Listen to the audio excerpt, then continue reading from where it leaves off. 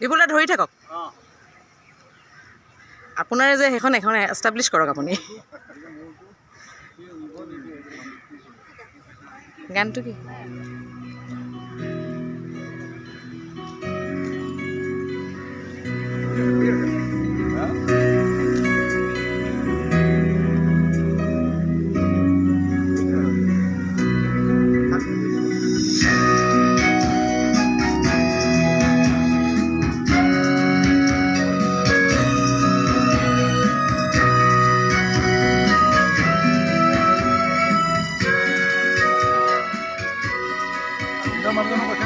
Listen.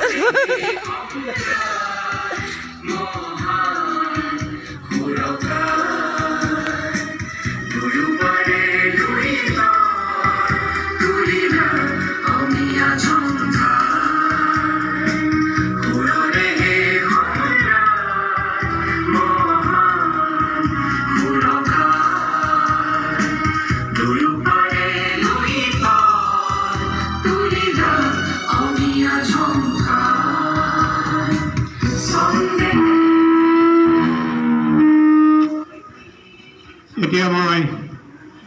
পতাকা উত্তোলন কৰাৰ পিছত মাননীয় শিক্ষামন্ত্ৰী ডক্টৰ ৰনোজ পেগুদেৱক ৰাইজক উদ্দেশ্যি দুআষাৰ ক'বলৈ অনুৰোধ জনাইছোঁ আৰু মই তেখেতক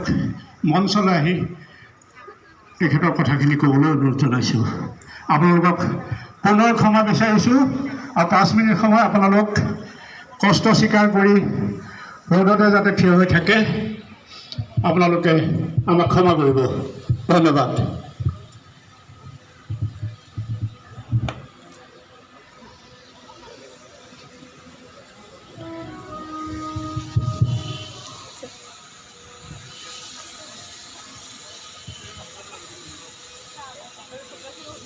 মাননীয়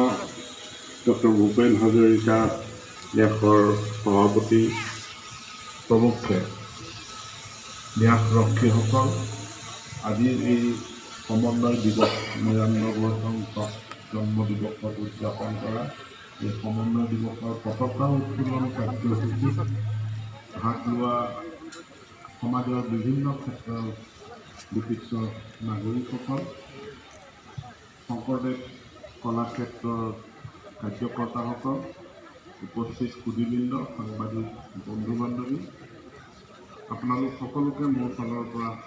প্ৰণাম জনাইছোঁ আৰু আজিৰ এই সমন্বয় দিৱসৰ পতাকা উত্তোলন কাৰ্যসূচীত মোক অংশগ্ৰহণ কৰিবলৈ আমন্ত্ৰণ জনোৱাৰ কাৰণে মই উদ্যোক্তাসকলক ধন্যবাদ জনাইছোঁ ডক্টৰ ভূপেন হাজৰিকা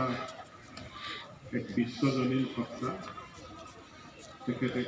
বিশ্ব নাগৰিক অসমখনক অত্যন্ত ভাল পাইছিল অসমৰ মানুহক অত্যন্ত ভাল পাইছিল আৰু অসমৰ মানুহ মাটিৰ লগত থকা তেওঁ নিবিড় সম্পৰ্কৰ কাৰণে তেওঁ অসমখন এৰি যোৱা নাছিল বা অসমক বাদ দি আন কথা চিন্তা কৰা নাছিল অসমৰ মাধ্যমেৰে তেখেতে পৃথিৱীক বাৰ্তা দিবলৈ চেষ্টা কৰিছিল তেখেতৰ যিসমূহ ৰচনা মই এতিয়াও কেতিয়াবা ভাবোঁ এষ্টাব্লিছ কৰা তোমালোকৰ ফ্লেগ তেখেতৰ জীৱিত কালৰ যথাসময়ত গোটেই পৃথিৱীৰ মানুহে গম পোৱা হ'লে এইবিলাক যথাসময়ত অনুবাদ হোৱা হ'লে তেখেত নিশ্চিতভাৱে নোবেল বঁটা প্ৰাপ্তি তেখেতে লাভ কৰিলেহেঁতেন বাকী মানদণ্ডৰ তেওঁ এক বিশ্বজনীন